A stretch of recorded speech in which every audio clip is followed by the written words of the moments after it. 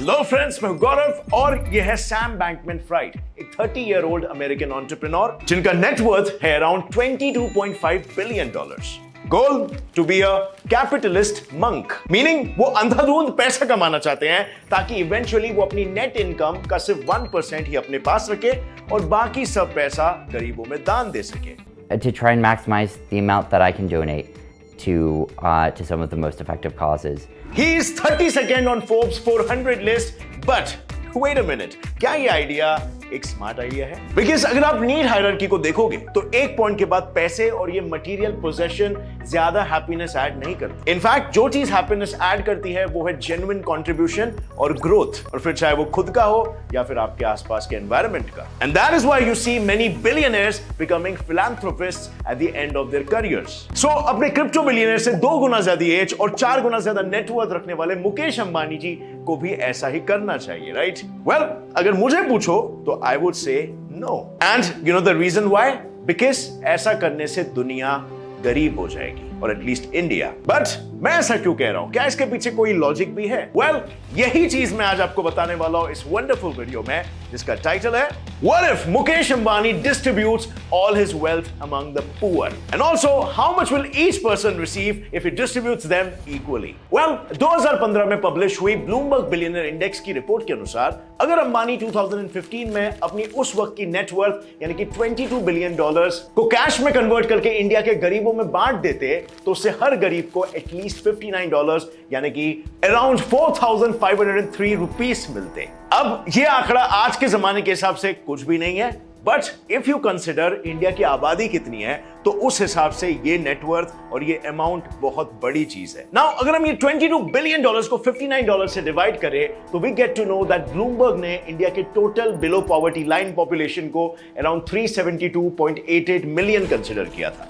जबकि इंडिया का last census कहता है इट वाज अराउंड 269.783 मिलियन। खैर, whatever may be the case, लेकिन ईज ऑफ कैलकुलेशन के लिए अगर हम उन्हीं के पॉपुलेशन नंबर को कंसीडर करें और अंबानी जी की करंट नेटवर्थ यानी कि $96.9 बिलियन से उसे कंपेयर करें तो आज एटलीस्ट $259.87 हर किसी को मिलेगा, which is around 19,836 rupees. But here there is a catch. जैसे कि मैंने पहले कहा था, नेटवर्थ को पहले कैश में कन्वर्ट करना जरूरी है और इसके पीछे एक रीजन भी है अगर आपको इकोनॉमिक्स समझ में आता है। बट अगर आपको नहीं पता कि क्यों, तो वेल, उसके लिए आपको सबसे पहले नेटवर्थ क्या होता है वो समझना होगा। वेल, अगर सिंपल शब्दों में कहूं तो सारे कर्जे चुकाने के बाद इंसान के पास जितनी भी चीजें और पैसा बचता है उसे नेटवर्थ कहते हैं। यानी कि नेटवर्थ एज सच कोई अमाउंट नहीं होता जो लोग अपनी तिजोरियों में भर के रखते हैं। उसे इस्तेमाल करने के लिए आपको आपकी सारी चीजों को बेचना पड़ता है, टू कन्वर्ट इनटू कैश, जिसे इकोनॉमिक्स की भाषा में अपने एसेट्स को लिक्विडेट करना कहते हैं। यानी कि गरीबों में पैसे बांटने के लिए अंबानी जी को अपने सारे पर्सनल एसेट्स को बेचना पड़ेगा,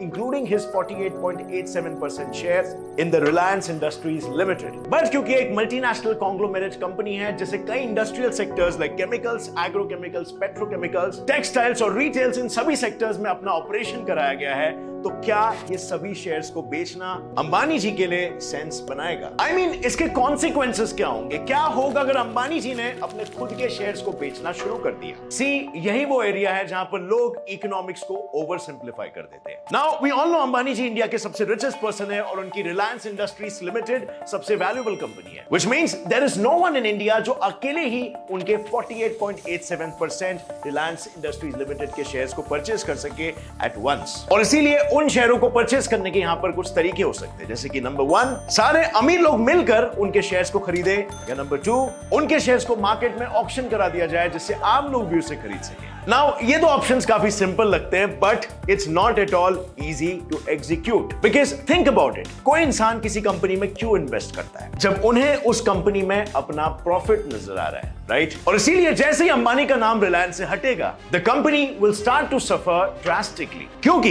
इवन इफ टेक्निकली लोग एक कंपनी पर अपना दाव लगाते हैं, वो सीक्रेटली उससे ज्यादा कंपनी के लीडरशिप पर अपना बाजी लगाते हैं। मिसाल के तौर पर 1985 में जब स्टीव जॉब्स को उन्हीं की कंपनी से फायर किया गया था, तो 10 साल में ही स्टीव जॉब्स ने नेक्स्ट इस नाम की कंपनी खड़ी कर दी और डूबती हुई एप्पल कंपनी को फिर without any choice Steve jobs को बाय करके एप्पल में वापस लेना पड़ा। यानी इवन एप्पल कंपनी के बोर्ड मेंबर्स ये समझ गए थे कि एप्पल को अगर वापस खड़ा करना है तो नेक्स्ट कंपनी में इन्वेस्ट करना would be key to their success. Like Tata जिसने क्वार्ट्ज को लॉन्च किया है which helps banks institutions to invest in crypto, और महिंद्रा जिन्होंने रिसेंटली ही मेटावर्स को ज्वाइन किया है as declared by Anand Mahindra.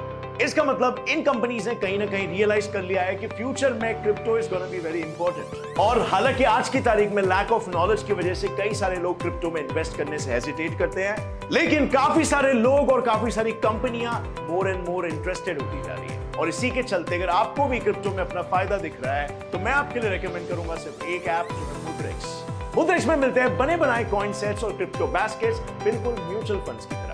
ये सेट्स एक्सपर्ट्स द्वारा बनाए जाते हैं और हर महीने रीबैलेंस भी होते हैं। है ना ये एकदम सेफ सौदा। आपको बस इन्हीं सेट्स में पैसे लगाने हैं और बाकी का सभी काम एक्सपर्ट्स का।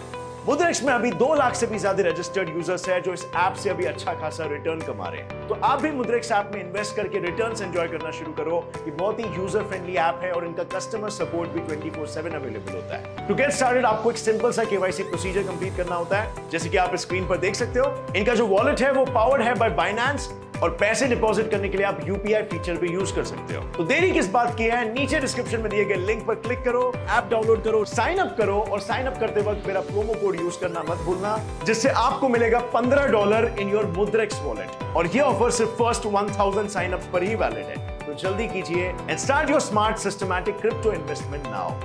#क्रिप्टो का म्यूचुअल फंड। अब हम लौटते हैं हमारे वीडियो में। Keeping this brand image in mind, Ambani के भी आरआईएल छोड़ने से कंपनी की ब्रांड वैल्यू पर फर्क पड़ेगा और लोग भी कंपनी के शेयर्स को बेचने लग सकते हैं, leading to a decline in share prices. अभी रिसेंटली रिलायंस के एक अनाउंसमेंट की वजह से कंपनी के इंट्राडे ट्रेड वैल्यू में धपाधप इंक्रीज हो रहा था, which can buy the way also go otherwise in case of negative announcement. So now just imagine, ऐसे में जिन बड़े बड़े इन्वेस्टर्स ने मोस्ट वैल्यूएबल ब्रांड में करोड़ों इन्वेस्ट किया था, उनका अब क्या होगा? वेल, वो तो लूट ही जाएंगे ना। नहीं समझे? वेल, इसे समझने के लिए सबसे पहले आपको यह अंडरस्टैंड करने की जरूरत है कि मार्केट में शेयर्स को ट्रेड लोग कैसे करते हैं। तो गाइस, ट्रेडिंग 2 तरह की होती है, एक होता है इंट्राडे और दूसरा डिलीवरी। डिलीवरी में एज सच कोई नुकसान नहीं होता, क्योंकि आप किसी भी कंपनी के शेयर्स को बस खरीद कर रख सकते हो अपने साथ अनलिमिटेड टाइम तक, और भले ही कंपनी फिर अभी डाउनफॉल पे क्यों ना हो, you can wait till it recovers. इसमें आपका नुकसान तब तक नहीं होता जब तक आप अपने शेयर्स को अपने बाइंग प्राइस से कम कीमत पर बेचते नहीं, जिसका मतलब यहां पर लॉन्ग टर्म में ग्रोथ श्योर है, बस सिर्फ स्लो है। However, intraday trading is totally different. Intraday trading में आपको सोच समझ कर ट्रेड करना होता है when the prices are low for a day, क्योंकि इसमें आपको कैसे भी करके उसी दिन में ट्रेड को एंड करना होता है। अगर आपने नहीं बेचा तो 3:30 बजे आपका ब्रोकर, जिसकी मदद से आपने शेयर्स को परचेज किया था, वो खुद बेच देगा, और भले ही आप लॉस में क्यों नहीं चल रहे हो। यानी डेली प्रॉफिट्स की पॉसिबिलिटी तो है, बट हर बार लॉस का तलवार सर पर लटकता रहता है। बट रिलायंस एम्पायर कोई पत्तों का महल नहीं है कि हवा का झोंका आया और पूरा एम्पायर कोलैप्स हो जाए। रिलायंस के बाकी के बोर्ड ऑफ डायरेक्टर्स कैसे भी करके कंपनी को सस्टेन कर ही लेते हैं, क्योंकि रिलायंस इंडस्ट्रीज लिमिटेड ग्रुप इतना बड़ा है कि इंडिया के major business segments like number 1 exploration and production, number 2 petroleum refining and marketing, number 3 petrochemicals, number 4 textiles, number 5 retails, इन सारे मेजर सेक्टर्स में आरआईएल की प्रेजेंस है, जिससे आरआईएल को सस्टेनेबिलिटी मिलती है। But over here Ambani ji के शेयर्स को धड़ाधड़ लिक्विडेट करने से डेफिनेटली कंपनी को बहुत ज्यादा फर्क पड़ेगा। बट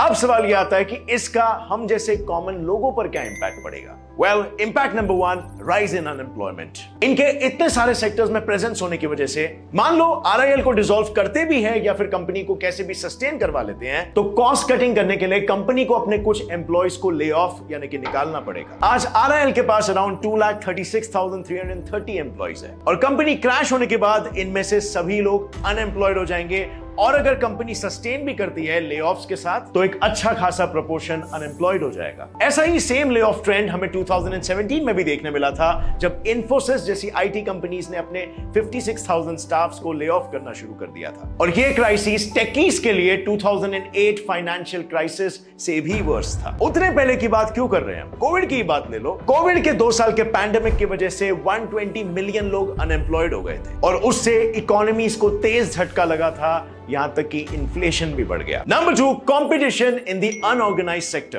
कोविड-19 पैंडेमिक में हमें एक इंटरेस्टिंग ट्रेंड देखने मिला था। जॉब लॉसेस के बाद लोग सर्वाइवल के लिए स्ट्रीट बिजनेसेस स्टार्ट कर रहे थे और ऐसा ही कुछ सेम इफेक्ट हमें आरआईएल के क्रैश होने के बाद भी देखने को मिलेगा, जिससे एग्जिस्टिंग स्ट्रीट बिजनेसेस और न्यूबीज के बीच कंपटीशन छिड़ जाएगा और इतने बिजनेसेस होने की वजह से किसी को प्रॉफिटेबल अर्निंग नहीं मिलेगी, जो इनडायरेक्टली इन लोगों को पॉवर्टी की ओर धकेलेगा। और by the way, in case you are wondering, इन सारे अनएम्प्लॉयमेंट और कंपटीशन का सबसे पहला इफेक्ट हमें गुजरात और महाराष्ट्र में देखने को मिलेगा, क्योंकि आरआईएल की मेजर मैन्युफैक्चरिंग प्लांट्स यहीं पर है। मुंबई में आरआईएल का हेडक्वार्टर्स है और अगर मुंबई, जो कि देश की फाइनेंशियल कैपिटल है, उसकी इकोनॉमी हैम्पर होती है तो इंडिया की भी इकोनॉमी हैम्पर होगी। Impact number 3, loss of investors fund. अगर हम अंबानी फैमिली के 48.87% शेयर्स को छोड़ दें तो बाकी के शेयर्स इन्वेस्टर्स के, और अगर आरआईएल एम्पायर क्रैश होता है तो बस इन सारे शेयर होल्डर्स के पैसे डूबने लगेंगे। और ऐसा ही कुछ हाल हुआ था हाल ही में बैंकरप्ट हुई कंपनी सिंटेक्स इंडस्ट्रीज का, जिसने इंसॉल्वेंसी प्रोसीडिंग्स के बाद एक्सचेंजेस जैसे कि Bombay stock exchange and national stock exchange ने कंपनी के शेयर्स को डीलिस्ट कर दिया और इन्वेस्टर्स के सारे पैसे पानी में डूब गए। Impact number 4, petroleum prices rise and inflation. Reliance petroleum India की डोमेस्टिक ऑयल डिमांड को फुलफिल करने में बहुत इंपॉर्टेंट रोल प्ले करता है। 2019 में आरआईएल के 1372 आउटलेट्स थे और वहीं 2020-21 में आरआईएल ने 63.6 MMT यानी कि मिलियन मेट्रिक टन्स का ऑयल प्रोडक्शन किया था। और इसीलिए अगर ये कंपनी एक ही दिन में बंद हो गई तो इंडिया में पेट्रोलियम के प्राइसेस आसमान छूने लगेंगे। और हमने ये देखा ही है कि पेट्रोलियम के प्राइसेस बढ़ने से कैसे सब्जी और प्याज के रेट्स बढ़ने लग जाते हैं, because obviously supply and transport chain में फ्यूल का एक बहुत ही इंपॉर्टेंट रोल होता है। और इसीलिए owing to the rise in the fuel rate, essential item के प्राइसेस भी बढ़ जाएंगे, which would lead to an inflation. इसको अगर आपको थोड़ा डिटेल में समझना है, let me give you a few reasons. Fuel बढ़ने से इन्फ्लेशन क्यों होगा? रीजन नंबर 1, सबसे पहला इफेक्ट होगा उन लोगों पर जिनके पास अपने पर्सनल व्हीकल्स हैं। इसमें मोस्टली मिडिल क्लास के लोग फॉल करते हैं, जिनका मंथली बजट ही हिल जाएगा। नंबर 2, ऑटोमोटिव इंडस्ट्री पर इसका बहुत ज्यादा इफेक्ट होगा, एंड क्योंकि फ्यूल प्राइसेस में इंक्रीज होने की वजह से सेल्स कम हो जाते हैं, and as sales industry largest source of employment है, कम सेल्स होने की वजह से ये कंपनियां कम परफॉर्म करने वाले एम्प्लॉयज को सीधा ले ऑफ करने लगेगी, which would again lead to unemployment. Output number 3, fuel prices rise होने से कैस्केडिंग इफेक्ट तैयार होता है, क्योंकि डिफरेंट बिजनेसेस अपने प्राइसेस को इंक्रीज करते हैं, जिसका डायरेक्ट या इनडायरेक्ट इफेक्ट हम जैसे नॉर्मल सिटीजंस को ही होता है। सिंपली समझे तो फ्यूल प्राइसेस अगर इंक्रीज होंगे तो लॉजिस्टिक्स एंड ट्रांसपोर्टेशन कंपनीज अपने फ्रेट चार्जेस को इंक्रीज करेंगे, और इन चार्जेस के इंक्रीज होने से फ्रूट्स एंड वेजिटेबल वेंडर्स भी अपने रेट्स को इंक्रीज कर देंगे, और ऐसे करने से इंडिया में एक मैसिव इन्फ्लेशन आ सकता है। बट क्या इंडिया में इन्फ्लेशन आने से सिर्फ इंडियंस ही इफेक्ट होते हैं? वेल, ऐसे कई बार देखा गया है कि इंडिया में कुछ भी होता है तो इसका इफेक्ट पूरे वर्ल्ड में होता है। कुछ रीसेंट रिपोर्ट्स के अनुसार इंडिया के एक्सपोर्ट्स अब हर सेक्टर में राइज हो रहे हैं। India's top 10 exports has already reached a valuation of around $400 billion. और ये अच्छा भी है until the fuel prices are in check, क्योंकि अगर फ्यूल प्राइसेस राइज हुए तो जैसे कि मैंने कहा, इंडिया में लॉजिस्टिक्स कॉस्ट बढ़ेगा, जिसे कॉम्पेंसेट करने के लिए हमें गुड्स के प्राइसेस को बढ़ाना होगा, which would also lead to a drop in our exports. Because कोई देश हमसे गुड्स क्यों खरीदेगा अगर उसे वही गुड्स अपने देश में सस्ती कीमत में मिल रहा है? मिसाल के तौर पर इंडिया राइस एक्सपोर्टिंग के मामले में ग्लोबल लीडर है, और इसीलिए जो भी देश इंडिया से राइस खरीदते हैं उन्हें महंगे इंडियन राइस के चलते मजबूरन दूसरे rice exporting countries like Thailand और वियतनाम से राइस खरीदना पड़ जाएगा। But now here's a catch, as you can see, global rice exports में इंडिया का कंट्रीब्यूशन 33% है, और सेकंड पोजीशन पर मौजूद थाईलैंड भी इस मामले में इंडिया से अच्छा खासा 13% पीछे है एट 20% शेयर, और वियतनाम तो जस्ट 12% शेयर पर है। सो क्या ये छोटे कंट्रीज दुनिया को बचाने के लिए झट से 13 से 20% का राइस प्रोडक्शन गैप फुलफिल कर पाएंगे? Absolutely not. एंड सिमिलरली हर वो सेक्टर जिसमें इंडिया एक मेजर एक्सपोर्टर है